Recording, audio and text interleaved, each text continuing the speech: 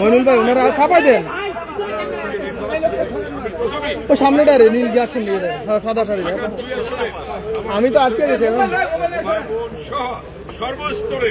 জনসাধারণের প্রতি আমি কৃতজ্ঞ এবং তাদের প্রতি শ্রদ্ধা জানাচ্ছি যে তারা আজকে আমাকে সমর্থন জানেন আমি মাথা এসে বসতো ওনার ধাক্কান ধর 2 আসনে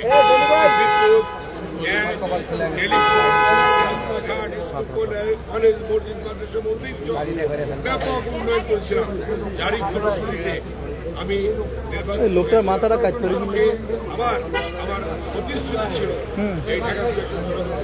যে আমরা সন্ত্রাস মুক্ত মাদক মুক্ত আমরা চাঁদাবাজ মুক্ত ঢাকা কারণ বিগত 17 বছরে এমন একটি পরিস্থিতি সৃষ্টি হয়েছে মাদকের ছেয়ে গিয়েছে সন্ত্রাসের রাজত্বে কায়েম হয়েছিল এবং ভূমিদখল হয়েছিল সেখান থেকে পরিত্রাণের জন্য জনগণকে সেখান থেকে মুক্তির জন্য আজকে আমি যে প্রতিশ্রুতি দিয়েছি তারা সমর্থন দিয়েছেন অতএব এই ঢাকা 2 আসনের জনগণকে নিয়ে আমি আমার সকল কার্যক্রম পরিচালনা করবো তাদের পরামর্শ নিয়ে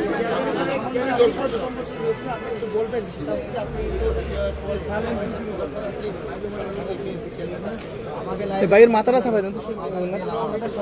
হ্যাঁ হ্যাঁ হ্যাঁ আপনারা জানেন 1991 সালে যখন আমি প্রথম নির্বাচিত হই আমি কেরানীগঞ্জ থেকে সরাসরি এসেছিলাম তৎকালীন আমার নেত্রী সাবেক প্রধানমন্ত্রী দেশ খালেদা জিয়ার সাথে সরাসরি কেরানীগঞ্জ দ্বিতীয়বার যখন নির্বাচিত হই তখন আমি সরাসরি দেখা করেছিলাম কেরানীগঞ্জ থেকে আবার তৃতীয়বার যখন নির্বাচিত হই তখনও আমি সেই ঢাকা 2 আসন থেকে এলাকা থেকে সরাসরি নেত্রীর সাথে দেখা করেছিলাম আমি নির্বাচিত হয়ে ফলাফল পেয়ে সরাসরি আজকে চেয়ারম্যানের কার্যালয়ে এসেছি বিএনপির চেয়ারম্যান যারা তারেক রহমানের সঙ্গে দেখা করতে তিনি যে বলেছেন যে জনগণের যেমন জন্য যেমন কাজ করেছেন আজকে আমাদের যে প্রতিশ্রুতি ছিল আজকে বিএনপির জনগণের সমর্থন এটাই প্রমাণ করছে এবং আমি যে 84,000 ভোটের ব্যবধানে নির্বাচিত হয়েছি তিনি আমাকে অভিনন্দন জানিয়েছেন এবং আগামী দিনে পথ চলার সকল কার্যক্রম তিনি তার নির্দেশ অনুযায়ী আমরা চলব এবং এই দেশকে সামনের দিকে এগিয়ে নিয়ে যাবো এবং দেশের সার্বভৌমত্ব আমরা রক্ষা করবো এবং আমি একটা কথা বলেছি যে আগে যে হয়েছে তেমনিভাবে আজকে আগামী দিনের প্রধানমন্ত্রী তারেক রহমানের সেভাবেই উন্নয়ন হবে নতুন করে খাল খনন হবে নতুন করে যেমন জিয়াউর রহমানের সময় যে খাদ্য আমদানি করা হতো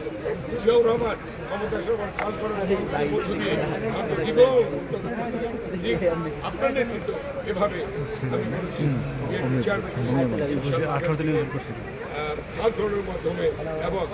খাদ্য উৎপাদন দ্বিগুণ হবে এবং বাংলাদেশ থেকে আবার চাল শুভ ভাই 5 জনের লাইভ খাওয়া দিচ্ছে 5 জন লাইভ বলো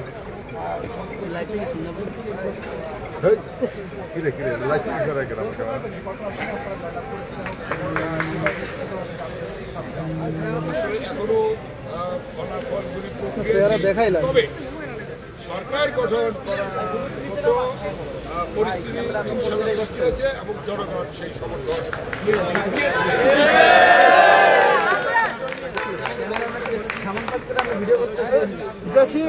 দিয়েছে